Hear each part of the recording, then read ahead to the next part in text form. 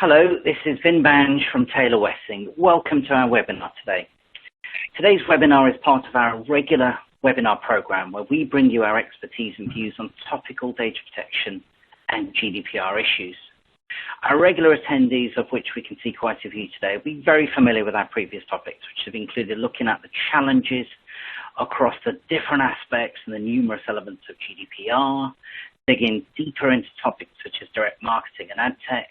And also, more recently, we've had some more international focus sessions, particularly looking at some of the thorny issues of data transfers. Recording of those webinars are available, and if you wish them, and if you wish to still engage with those topics and those webinars are available. In fact, there's some 30+ webinars in our virtual data protection, data privacy, and cyber learning bank, all accessible through the Global Data Hub. And you'll see some slides on that later in the deck.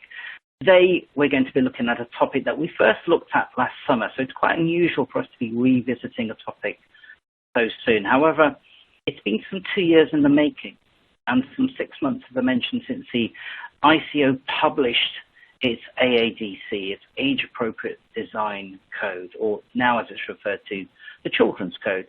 And we're looking at this again now as we're seeing more and more clients that are shining a light on how this impacts their business.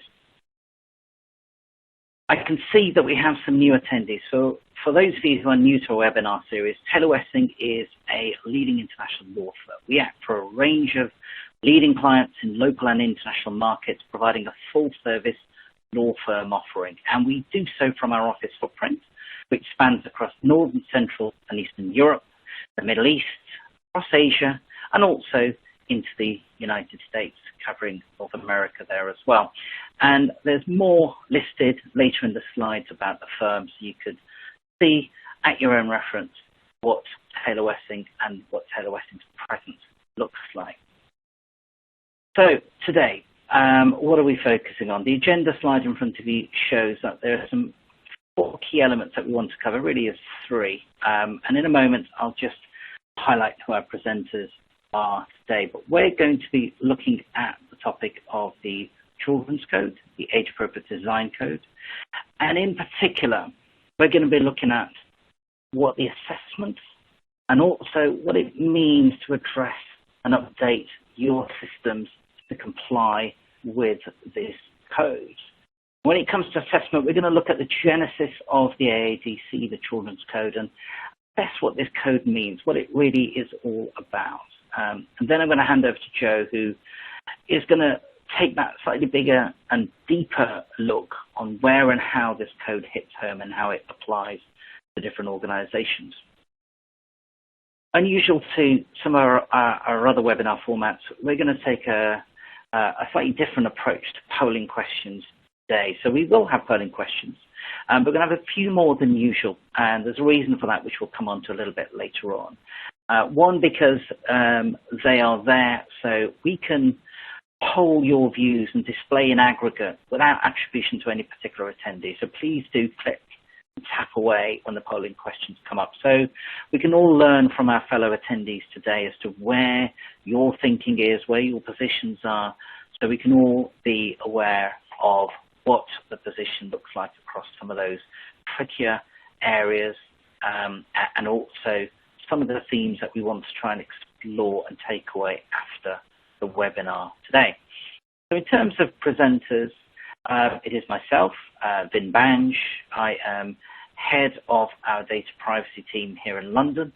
And also today I am joined by Joy Joyce, who's a senior member of our London-based data privacy and cyber team, very experienced in data protection and information rights, and also takes a leading role in the development of issues and innovations such as legal design. So there's more there in terms of looking at the profile of the presenters. Let's get started for the core topic that we want to cover today. This is where I'm going to kick off looking at the issue and the topic of assessment. What does this mean, and how do we understand where this all fits in? I'm going to start unusually with a polling question.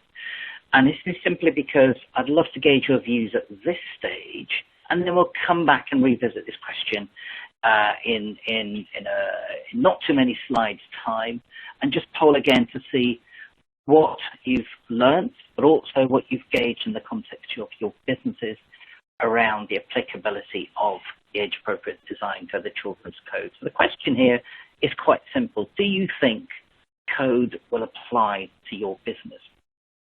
Please click yes or tap yes if you think it's highly likely to apply. The second answer, not sure. If you're simply not sure, if that's where you are, please do tap away on that. Or the third option is there's a low chance that it applies, but you're just here to understand a little bit more and try and get a little bit more knowledge as to whether that's correct and just stress test your thinking on that. So do you think the AADC will apply to your business? Yes, it's highly likely to apply. You're not sure, or there's a low chance that it applies and you need to know more. So as you've hopefully been tapping away, let's see what some of the answers look like so far. Okay, so we have over 82% of you that think yes, it's highly likely to apply. The relatively even split, 7 and 10% between not sure or there's a low chance, and you're here to find out a little bit more. So let's challenge your thinking on that as we go through. And again, also challenge your thinking as we go through the more polling questions that we have than usual in today's presentation. So let's just recap on this, because I think it's important to gauge where we are on this. It's important to understand where this sits in. And yes, this is yet another privacy development. And often the question arises, well, where does this fit in? Where does this code sit? Is it really a code? Is it a law? Is it guidance? What sort of enforcement sits behind this? And I think it's worth just stepping back one step to understand why and where we've got here from. You'll all be familiar with this, and please don't worry, I'm not going to, in the next half an hour, looking at the evolution of previous to current law. I'm sure you're all very familiar with the journey of GDPR and how we've got here. But it's worth knowing that what we're looking at is the previous law, the EU data privacy laws that we have on e-privacy, but also the UK privacy law as we saw the evolution of GDPR coming into 1998, which then became the 2018 legislation. We saw a shift that GDPR introduced with old e-privacy law moving through a phase of being updated. So we're still waiting for the e-privacy directive to be finalized, although that looks like it's almost imminent. I say almost imminent because we're seeing some agreements of text already being produced. And we saw what GDPR did, and we saw the 1998 legislation move aside. So we have the 2018 UK Data Protection Act and also the post-Brexit package of data protection laws that brings GDPR and data protection into life in a 2021 format and in a 2021 status. Within that, and under the 2018 legislation, we saw that several statutory codes of practice were promised. One was the data sharing code of practice, and we've already covered that and spoke about that in a previous webinar. But also, we saw the age-appropriate design code come into being, and that again was something that came into being under the 2018 legislation. There are other laws as part of the package of data laws that we're perhaps not covering today in any detail, but they are there just so you know where this sits and where this fits in. So the children's code, as we have it now, often referred to as GDPR kids for as many commentators describe, has brought us to where we are today. It's a code, so its governance and enforcement will flow under the DPA 2018 and the associated post-Brexit package of legislation. So it's certainly not to be taken lightly. And it's interesting just to revisit some of the comments that the ICO made when the code first came into force. And the ICO said a couple of particularly interesting statements. It said, a generation from now, we will all be astonished that there was ever a time when there wasn't specific regulation to protect kids online. It will be as normal as putting on a seatbelt.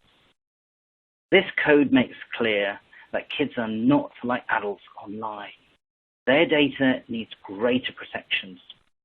We want children to be online, learning, playing, and experiencing the world, but with the right protections in place.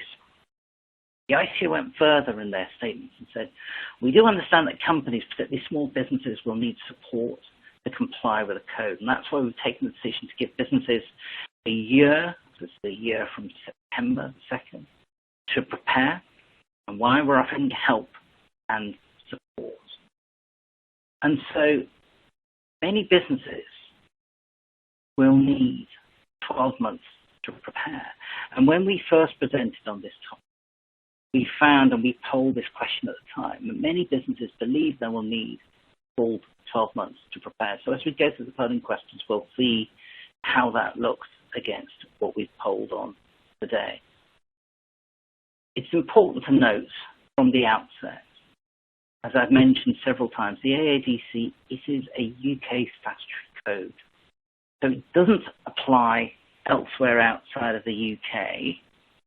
However, the code in the ICO itself points out this is a future direction of travel, not just the EU, but globally in the move to protect kids online. The AADC also applies to the processing activity that's conducted by UK companies that are offering digital services.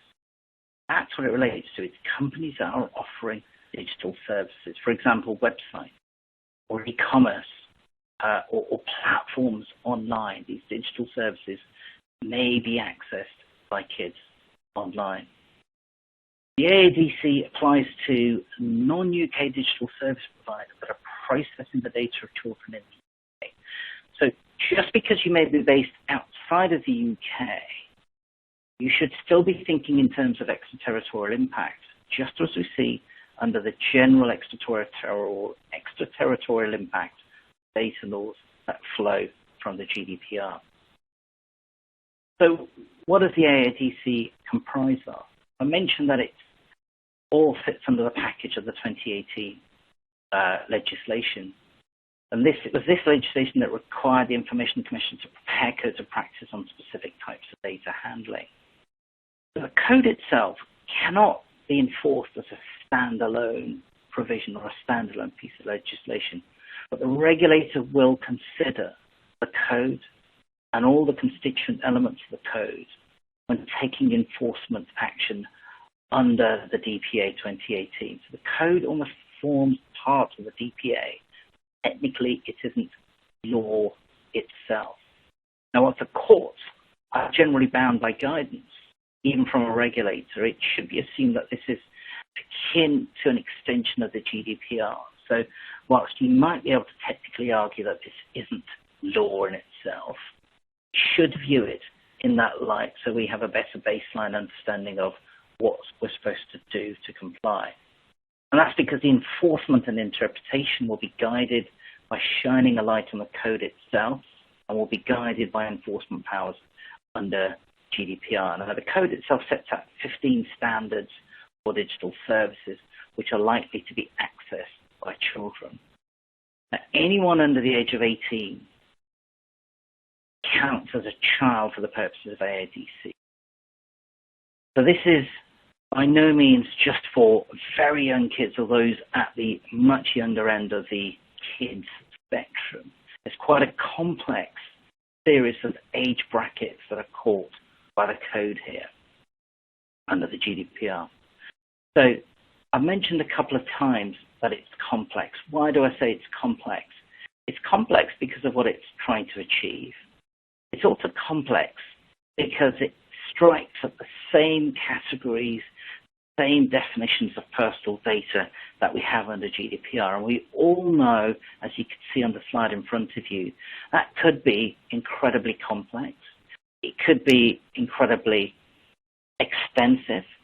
And particularly in an online environment, it is easier and much more able for technology and platforms and online presences to capture quite an extensive array of personal data. And not only personal data, but more potentially special categories of personal data, what we used to refer to as sensitive personal data, and I still occasionally get the slip of the tongue and refer to it as special or sensitive personal data. But you'll see how easy it is to capture all that sort of data, not only in relation to those that are over 18, but also those that are potentially under 18. So how long have we got? Because I already mentioned that the code came into force, and it came into force on the 2nd of December 2020. The code came into being with a 12-month grace period, meaning that the ICO said it will start enforcing the code from September 2021. But here we are now, not 12 months away as when we first had our webinar, but 6 months away, updating you on where we are. The ICO has also already provided some guidance in its Children's Code Hub. So the ICO has a specific hub where it's housing all its particular guidance. We also, as you would expect, be providing our views on the code, our take on interpretation of the code and the constituent elements of that. We've also provided some of what we believe are our useful checklists and resources on interpretation, and we've placed that in our global data hub, so that's there for you to access when you wish to access. So that's in terms of time frame. So where does the code and the AADC actually apply? Well, I mentioned before, it's a statutory code. It doesn't apply outside of the UK, but there is care to be taken in terms of the extraterritorial impact, which I've already alluded to. The AADC applies to processing activities conducted by UK companies offering digital services, such as websites, e-commerce platforms, etc., in the EU, and it will apply in the broader sense of the EU if a complaint is made to the UK regulator. The AADC also applies to non-UK digital service providers, where those services are also targeted or made available, or processing the data of children in the UK. So you can see how there is an alignment of this extraterritorial effect that we have under GDPR. So there's quite an extensive reach of the code, as you would fully expect, aligned with the GDPR itself. Hopefully that's given you an idea, and it's giving you a sense of clarity around the code itself and how and where it applies and where it sits. Now I'm going to hand over to Joe, who's just going to take us that little bit deeper and go and take us through more of a broader walkthrough as well. Joe, over to you. Thanks very much, Finn. Hello, everybody. It's lovely to see lots of familiar names on our attendee list, so I hope that you are all enjoying this as much as we enjoy talking about it with you. And as Jen said, I'm going to talk a little bit about how we've been supporting clients to go about addressing whether the code applies to them and what they should do about it. So the first question that a lot of you will be asking yourselves is, how do we know which of our services the AADC, the Children's Code, applies to, if any? Essentially, the first question you have to ask yourself is, do we offer an online or connected service that children are likely to access? And now that's sort of purely, if you're operating just a website where there's no level of interactivity, then maybe you won't be so concerned. But if you have anywhere where users can log in, or where there is any form of engagement on the part of users, all sorts of digital services are going to be captured by this. The definition that's used by the ICO to decide what services the code would apply to is information society services, which is a definition that will be familiar to some of you coming from a European directive. It's a nice catch-all definition that means that lots and lots of services are going to be coming under scrutiny thanks to the code. So it doesn't mean that services have to be designed for children to be captured by the code, or even designed with children in mind. Likely to be accessed by children is an incredibly broad test, and it's a deliberately broad test. And it's important to remember that. this is a deliberate focus on the part of the ICO. And in fact, when they were consulting on the first versions of the code, there were concerns raised by various respondents in industry saying, well, this is very broad. Surely this should just be for services that are actually designed for children. And the regulator was really clear in their response and their approach that no, the whole point of this code is that we're protecting children online, even in the spaces where you might not expect them to be. Actually, particularly for older teenagers, the reach of the internet is really broad. So if your service is likely to appeal to under 18s in subject matter, then you're definitely going to need to consider the code and its impact. But also if your service has universal appeal, and so this applies to news sites, social media services, but also lots of our clients in sectors who maybe hadn't initially thought that the code would apply have come to realise, when we've had a bit of a chat with them about it, that they're actually captured after all. Financial services is a really interesting example of this. We don't necessarily think about children as being customers of financial services, but actually, plenty of teenagers have debit cards. They may have online banking or be starting to think about banking services. So actually, they can be captured too. So it really is important that we give a really broad view when we're considering who's going to be captured by the code. And if in doubt, of course, any demographic evidence that you have about your users is going to be helpful. If you have evidence that will indicate that their likely ages, maybe you can see of 100,000 users, only a couple are under 18. Fine, we can probably say the code doesn't apply to you. But do be careful about going out to get extra evidence to see whether the code applies. Obviously, if you're going to go out and start gathering demographic information about your user base where you haven't done that before, you need to start thinking about actually the data privacy impact of doing that in of itself. So it's not just necessarily the same as asking everybody their age. There are privacy implications even in the process of compliance. So what about all of that? You've done all of that, we've thought it through, and we're still really not sure. We don't know enough about our user base. We think we have pretty broad appeal. It doesn't seem likely that young children are accessing our website or our service, but we can't rule out that teenagers are. Well, in that case, we do recommend that people err on the side of caution. If you think it's possible that older teenagers, so 15, 16, 17-year-olds will be looking at your site and services, then you should assume that the code applies.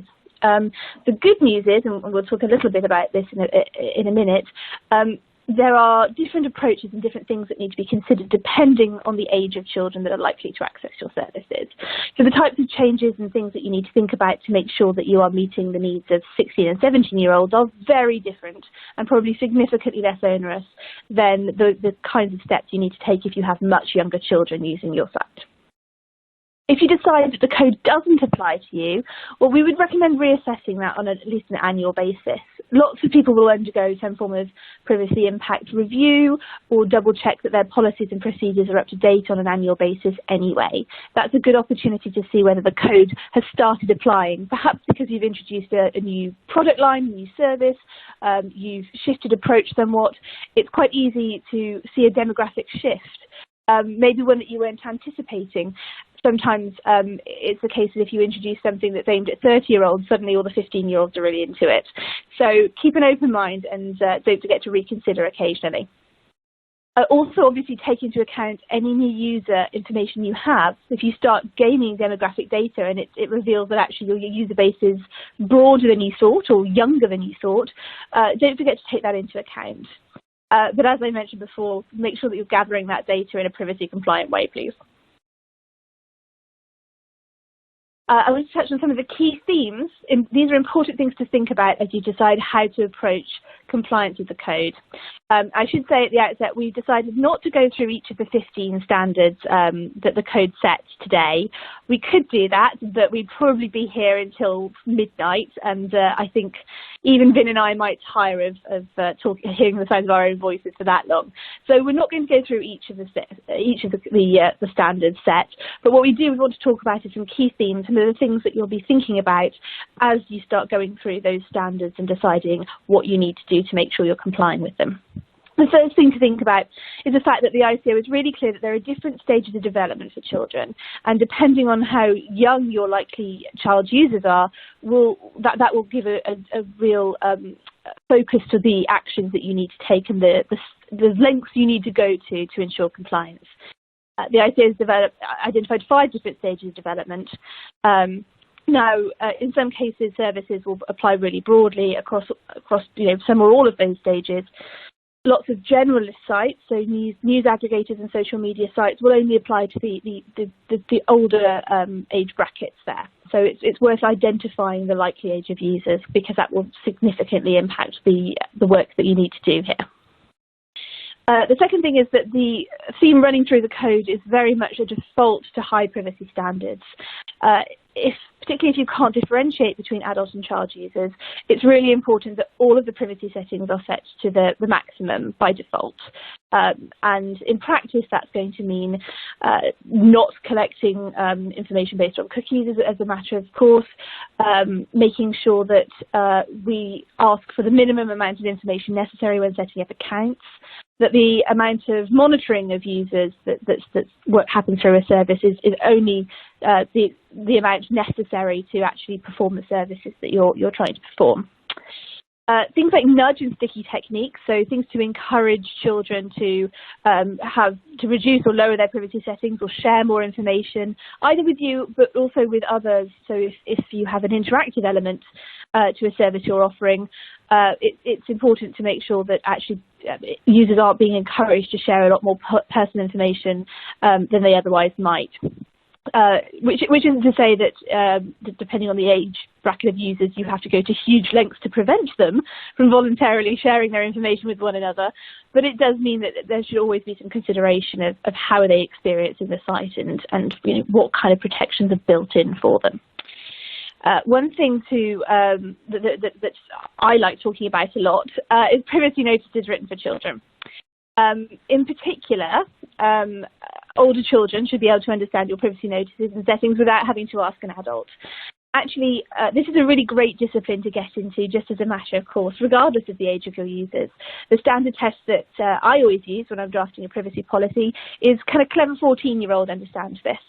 If a clever 14-year-old would look at your privacy policy and glaze over, well, that's probably a bit optimistic. I suspect quite a lot of very clever 40-year-olds glaze over even at the sight of a privacy policy.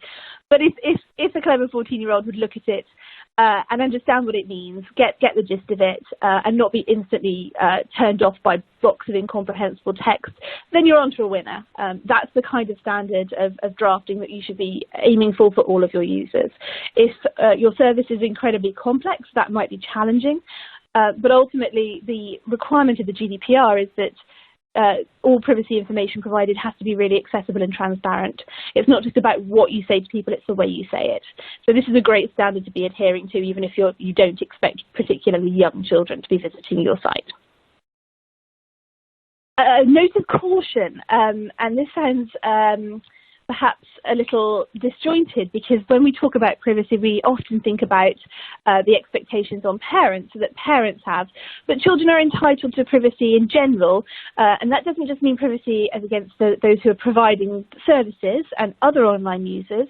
Actually, sometimes children might be entitled to privacy against their parents and guardians too. And that's a tricky concept for us, but it's important to bear in mind. The involvement of parents and parental support and guidance can be really important, particularly for sites where much younger children are being engaged. But it's really important that children can use online services to access some types of information and support without their parents knowing. So this might be really crucial for children with concerns around identity, sexuality, those experiencing abuse in the home. Their privacy is paramount, and therefore some systems that require parental consent or control for access may not be appropriate, and there's a balance to be struck here.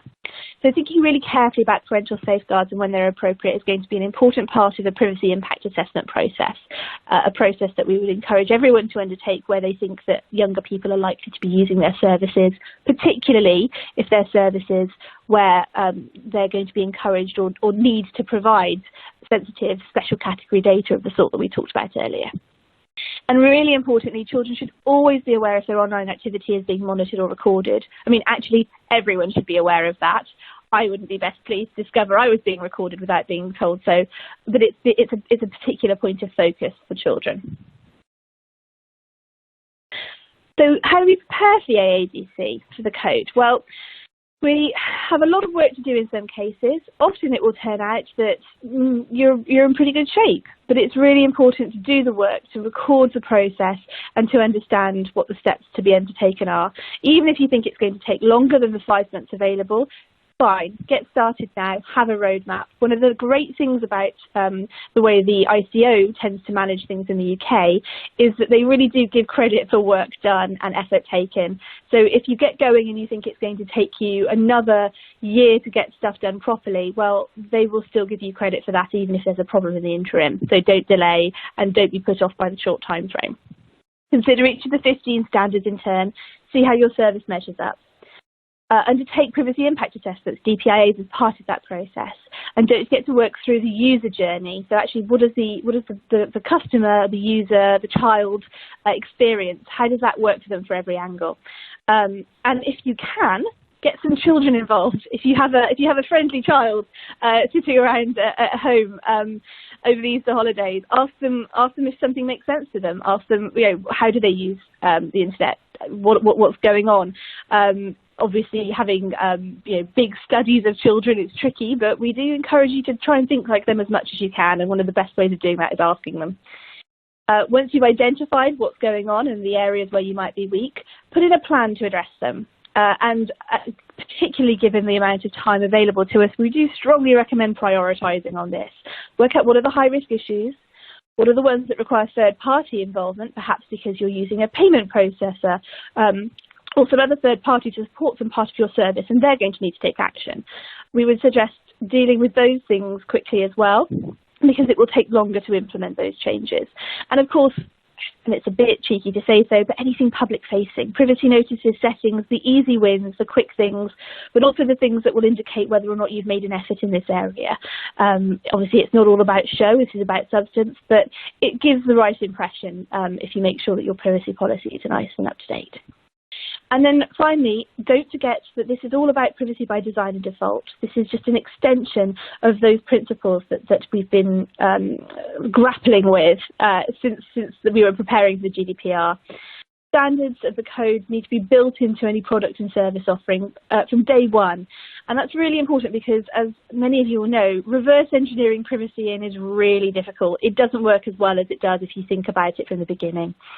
On a previous webinar talking about this topic, my colleague Tamara, who is the absolute brains behind our legal design operation, spoke in some detail about legal design approaches and how putting the user first and really thinking through what they need and what their experience is can work really well. So if you've got an interest in legal design, do let us know, or go back and have a listen to that webinar because there's some really great stuff in there which gives some practical guidance as to how you can start thinking about privacy from in that way. So I think, with no more ado, I'm going to stop talking now, or perhaps just carry on talking, but with Vin. Vin, are you there? Would you like to kick off the polling? I am here. Thank you very much, Joe, for walking through that in that little bit deeper and information, and also context. I think that's quite helpful around the context that you just provided in terms of the steps you should consider if you haven't already. I think it's worth just reiterating again before we look at polling questions, and sorry, more than reiterating, I'm repeating, Joe, but I think it's worth us doing this. The 15 standards, which we haven't gone into detail in this particular webinar, we did do that in our previous webinar. So if you want to just look at each of those standards in more detail, or hear us doing that, then please tune into our previous webinar. The recording is, as I said, available on the Global Data Hub, or if there's any issue accessing that, if you let Joe, myself, or your usual Wessing contact know, and we'll make sure the appropriate link is sent through to you. But yes, we'd mentioned we're going to just take a little bit of a longer polling stage. So let's do that now to gauge some of your views. We asked this question earlier on, and I think there might have been a slight technical hiccup as I went through it. But let's get a view from you again. Given what you've heard, given the outline and just that little bit of a deeper push through that Joe has given there, do you think now that the AADC will still apply to your business? Or does it actually make you a little bit more unsure? Or does it actually flip the other way? Do you now think there's a low chance that it applies, or do you still need to know more? So please do let us know what your views are, and then we could come back. So if you tap away, we'll come back now or in a moment and give you views on that. And whilst you're tapping away, say there's some slides at the end which will provide more details about the Global Data Hub, which is Taylor Wessing's microsite, where you'll be able to see all sorts of content, thought leadership, access to previous webinars, and also news, cutting through the noise that you see and just giving you the news in terms of the really critical developments that you need to be aware of. So let's see what the polling results look like, if I can see what this gives us. Excellent. Okay, so interesting. So I think we've achieved something today. So Joe and I should feel proud that we've helped eradicate one of those categories. So interesting. More of you think that yes, this is highly likely to apply. The not sures have disappeared, which is always excellent. And still around about the same number believe that there's a low chance that it applies, but you may need to know more. So that's interesting that the not sure seem to have moved up to the yes, this is highly likely to apply. So let's just take that questioning a little bit further with you, if we may. One of the key areas is of any sort of compliance initiative is making sure that all your key stakeholders are aware, have had the particular development, in this case the code, socialized with them, they've been made more aware of it and get it. I think it's worth us just focusing on this particular question, because obviously the more that stakeholders are aware, the better you are in terms of being able to attack compliance, attack assessment, and also be better prepared to embark upon the journey of actually addressing this. So are your key stakeholders in your business already aware of the codes? Yes, they've been fully engaged. They're partially aware, but more engagement and awareness is required, or no or not sure. So are your key stakeholders in your business already aware of the code? Yes, they've been fully engaged, or they're partially aware, more engagement awareness is required, or no or sure. So as I can see, the replies are coming through with this. And again, I mentioned a moment ago that we have resources available in our Global Data Hub, particularly around children's code. And one of those resources is we provided some guidance around what the constituent elements of an assessment or a checklist could or should look like. So if you're still thinking about what a checklist or what a basis for assessment could look like, certainly there is some resource that we've made available on the Global Data Hub. There's a search facility that will take you straight to that particular area. So let's see what the results look like for this. So, okay, so we've got fifth, there's 20% there said yes, they've been fully engaged. Less than that, so only 12.5% there at the bottom are saying no or not sure. But it's quite clear, if you can see the slide, that I can see that the vast majority of the responses there fall in the middle. Almost 2/3 are saying that the stakeholders are either only partially aware or more engagement or awareness is required. Now, I think that's interesting to gauge and interesting, I guess, for you as attendees. If you're in that category, then you know you're not alone. You know that many others are in a similar position.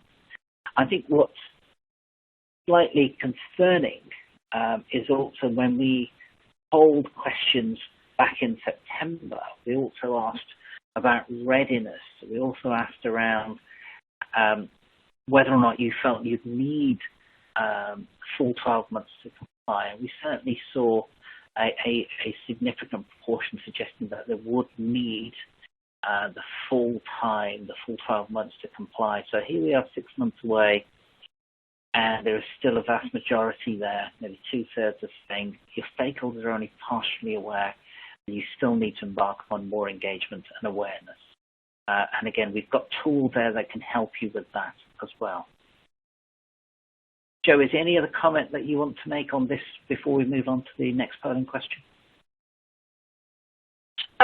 I don't think so, Ben, other than to probably say that one of the tricky things is making sure that you get the right people engaged as well, because it was certainly a big challenge for lots of people getting sort of the spread of the GDPR, and I think there's probably an element with the children's code whereby people sort of feel that it's perhaps a bit more niche, that they've met a lot of the challenges already under the GDPR, and so they don't need to broaden it out. I think if anything, actually, it's one of those areas where sometimes all sorts of people have a better idea in terms of the user base and engagement, and also there will be people within an organisation, particularly for sites and services that are slightly more designed with younger people in mind, who are really best placed to think about user engagement, who might not be the people you traditionally reach out to for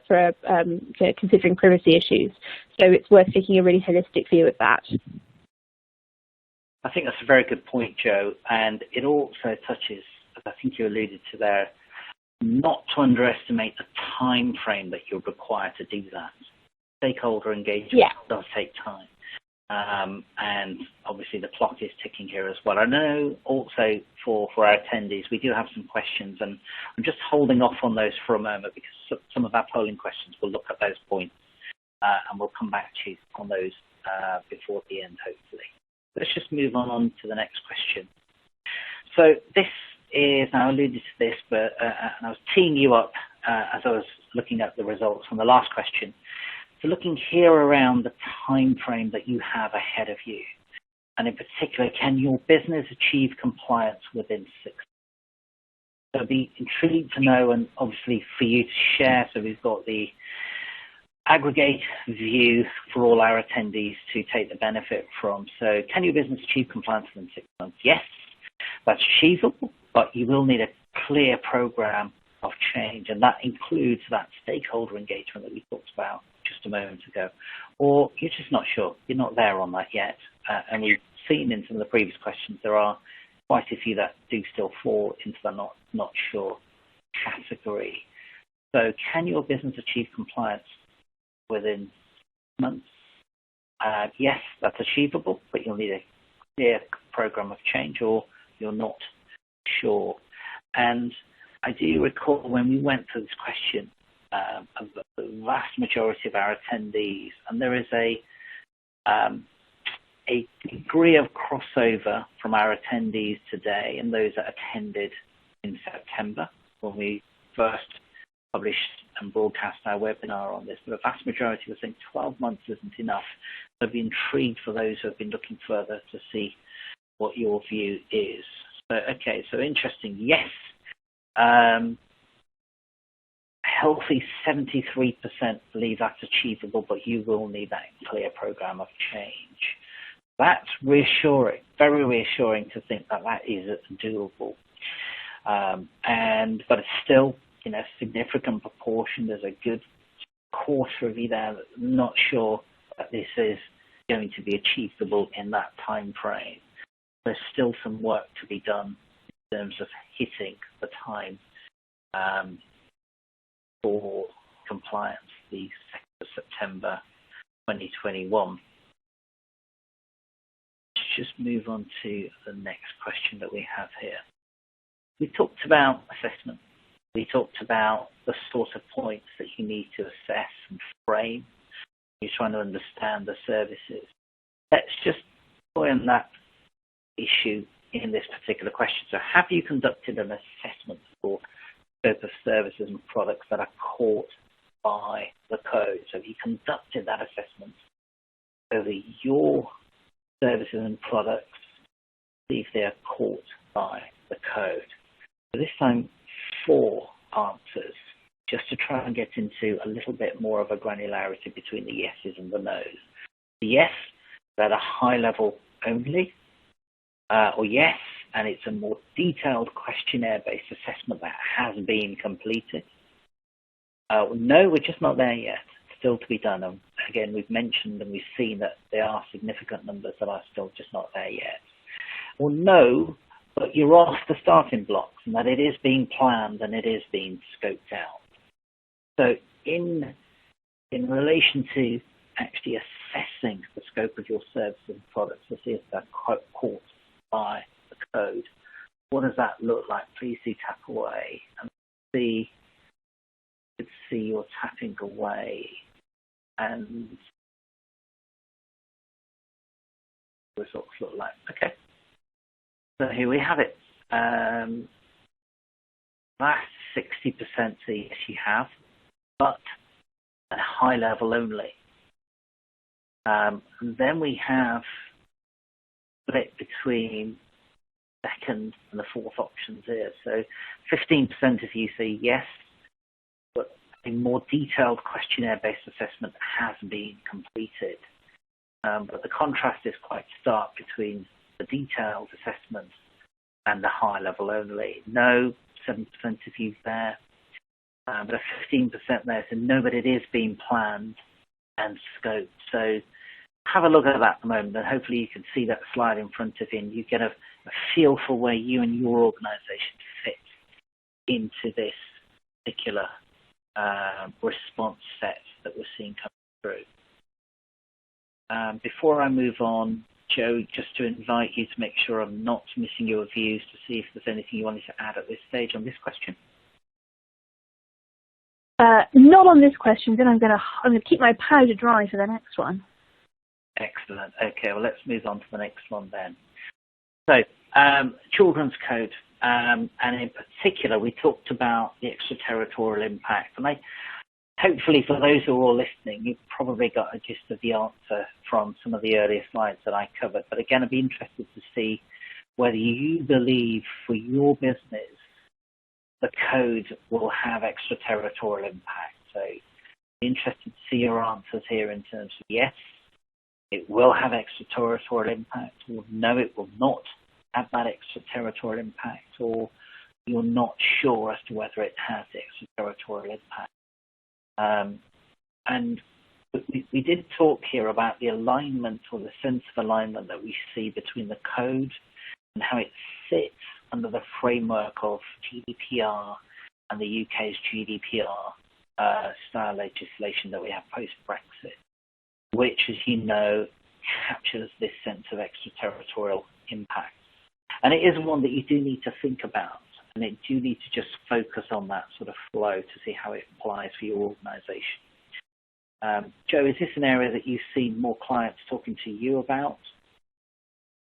Yeah, absolutely. One of the interesting things about the extraterritorial impact is, for a lot of clients, they're not necessarily as worried by the kind of the extra compliance burden as thinking like, can they leverage the work they're doing in the UK to protect them in other areas as well?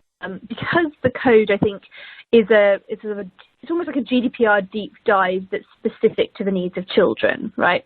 So it's not that the guidance of the code is only relevant in the UK. Actually, all of the standards can be very well used as part of an assessment process where you're dealing with children's data anywhere that's governed by the GDPR and beyond. In many ways, it's sort of gold standard best practice stuff. And we know that we've got regulators elsewhere in Europe. Our colleagues in the Netherlands and in Germany have told us that some of the supervisory authorities there will be looking at the code with interest. They won't necessarily be producing their own statutory guidance because their systems work a little differently, but they are likely to take elements of the code and use them in their own sort of recommendations for best practice. So I think some clients are obviously concerned about making sure that they're hitting their specific compliance obligations from a kind of UK territorial perspective, but lots are actually thinking that this is good work that can demonstrate best practice in other jurisdictions. Thank you for that, Joe. That's very insightful. So here we can see the responses, you having, the attendees having tapped away. So, wow, a whopping 80% of you think the code will have that extraterritorial impact for you, and then a smaller 12% saying no, and an even smaller 6% saying you're not quite sure, and maybe that'll be flushed out as you progress with your own assessment and scoping work. And it is interesting here because the more that the potential for extraterritorial impact applies, and we all know, and certainly those of us who were more deeply involved in GDPR compliance, and we were all heartily and somewhat nervously laughing at the proposition that GDPR would harmonize everything across Europe, because we know that doesn't quite live up to the dream. And therefore, when we are looking at extraterritorial impact, we are therefore looking at multiple jurisdictions. That's stating the obvious. But when we're looking at multiple jurisdictions, points that Joe touched on a moment ago is incredibly important. We then have to keep an eye on what is happening in those multiple jurisdictions where your extraterritorial impact hits, and see how your compliance, how your assessment, and how your solutions to compliance will play out, because those other jurisdictions are also moving forward in addressing age-appropriate compliance one way or another. And Joe's already mentioned what we've seen happening in Germany, in the Netherlands, and also we've seen that in France. And then interestingly so, we've seen the developments in those countries also coming, not necessarily more directly in the form of a code that we have here from the data regulators, which obviously becomes much more complex in Germany, where there are many regulators from a regional perspective. But also seeing that, for example, France is looking at this from an information society services perspective, but in conjunction with the consultation that the CNIL has launched there as well. So lots to take on board in terms of multiple jurisdictions, pan-jurisdiction angle, as far as your extraterritorial impact is concerned. So this is always a thorny point, and we have a question on it. I'm also going to come back to polling this point here. So as far as you're concerned with your organizations, does the code require you to adopt age gating? Yes, it does require you to adopt age gating, possibly. If more assessment required, or no, or you're not sure at this stage and you still fall into that category where perhaps more work needs to be done to actually work that through. So does the code require you to adopt age gating? Yes, or possibly, but more assessment is required, or you're not sure. And I can see you're tapping and clicking away on that. And the ICO, sorry, go ahead. Sorry, Vin, I was going to say it might be worth here clarifying. When we say age gating, what we mean is effectively some form of restriction to prevent either any children or children younger than a certain age from accessing your site or services. Absolutely. And I think and Joe, you and I have looked at this before. There is in the ICO's guidance and on its hub, it does talk to this point around age gating. It does talk to the point around what possible solutions might be available to you, what sorts of solutions you might want to consider and take on board, and depending on what you consider to be the importance of, I guess, sort of the age-appropriate application of this. And what we've also seen is the ICO's guidance makes clear that there is that really important link between the age brackets, the different risks that apply, and those risks and the nature of those risks do differ across the age brackets. And then how you need to assess that in the context of how you establish age. and how you establish age with that level of certainty, and what sort of tools you may use or what you might have in your arsenal as far as that is concerned. So there is some guidance on that. I'm going to come on to this point again in a couple of moments, but let's just see what sorts of responses we get.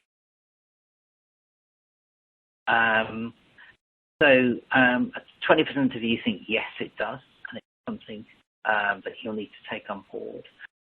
Or the vast majority here fall into that midsection where 70% of you think possibly may apply, but more assessment is going to be required before you can understand what you need to do around assessing age and any form of gating that you apply with regards to access to services and confirmation of age with regards to the services that you provide.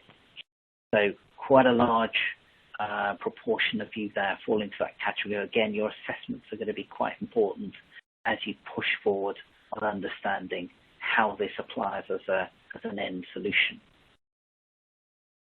Just moving on to the next question to make sure we try and finish on time for you here. Now, this is a slightly loaded question, but I will ask it and I'll explain a little bit more as you tap away. What more could the ICO do for you, business, with regards to the Children's Code?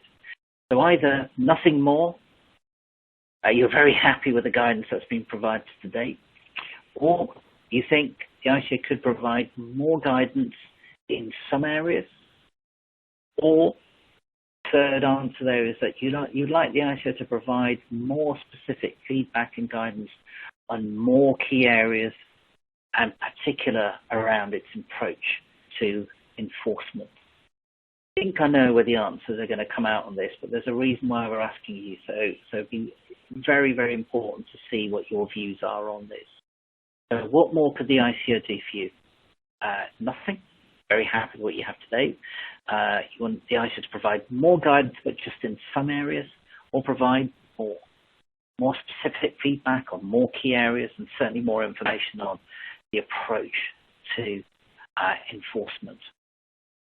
Now, as you're tapping away, there is a reason why I'm saying this. We have been in touch with the ICO, and fortunately, due to timing as much as anything else, the ICO were unable to join us on this particular webinar. But the ICO is very keen to hear your views and your questions around what more the ICO can do with regards to compliance with the code. What more it can do in terms of answering some of your questions, what more it can do in terms of guidance, and just more helpful interpretation, and also questions around enforcement. So let's see what your responses look like. Okay, if I had to guess beforehand, if I could show you my own little scribble folded into an envelope and tucked away until the grand opening, it would actually look very, very similar to this. Although actually, if I'd guessed, I'd say I would have expected more in the lower category. So you can see what the results look like there. Some of you perfectly happy with what you've seen so far from the ICO, and that's fantastic that ticks the box for you. Then we've got a healthier proportion, 33% believe you need more guidance in some areas. And then a larger percent, just over half of you think you'd like. The reason we've asked this question, as I was just explaining, and I'll just say it again because of the importance of it, the ICO has kindly agreed to join us in a webinar in the very near future, where the ICO would love to answer your questions, would love to give a little bit more guidance and understand from you where you believe you need to know more. And so the questions that we've had today, although we're sort of coming up against time, some of those questions we'll be able to come back to you on, give you our views. Some of those questions we believe are the sort of questions that the ICO would love to know. And so we will pass those questions on, obviously not passing on the names or details of who's asked those questions. So the questions will be passed on. But what we'd love to do is, so this is a bit of a call to action. Joe and I, or your usual Taylor Wessing contact, would love to hear from you with your questions on where you want to see more from the ICO, where you want to hear and see more guidance, more information, or if you just want to have those questions answered in a forthcoming FAQ style session that we're going to run with the ICO. So please do let us know those questions. Please do let us know what's bothering you. Please do let us know what is keeping you awake, and particularly some of the questions that we've seen around enforcement, attitudes to enforcement, whether there might be some flex in the time frames around enforcement. These are all points that are going to be very important for the ICO to be aware of. Obviously, a lot has been taking place. We've all been dealing with issues around the pandemic and working from home, whilst also trying to maintain business as usual, as well as instituting new compliance initiatives like the Children's Code. So Joe and I, or your usual Taylor Wessing contact, are eagerly awaiting your questions so we can aggregate those and hand them over to the ICO so the ICO can provide a very helpful forthcoming webinar with us where we'll touch on those with an FAQ style approach. We are up against time. You'll see from the slides more information about the Global Data Hub and our other tools, such as the Data Protection Guide and solutions that we have there for you. Also the Cyber Response Tool as an example that you have there. For now, I'll simply just reiterate, Joe and I will be waiting for those questions from you. Do let us have those. And if you want to make sure you're registered for future webinars and our alerts and so on, let us know. We'll make sure you're registered on that. If you're new to us, we'll get you onto that so you can stay tuned with our future webinars, which, as I say, will focus with the ICO on an FAQ style, but also our future webinar series, which is going to take a deeper look at some of those thornier issues that continue to be thorny issues. And one of those themes that we're going to be looking at is the spectrum of cyber and breaches, particularly looking at breaches, incidents, investigations, enforcement, litigation, claims, and how that landscape is moving. So stay tuned to make sure that we can cover that for you. We're up against time. So from Joe Joyce, myself and Vange, thank you very much for joining our webinar, and goodbye. Bye all, thanks for being with us.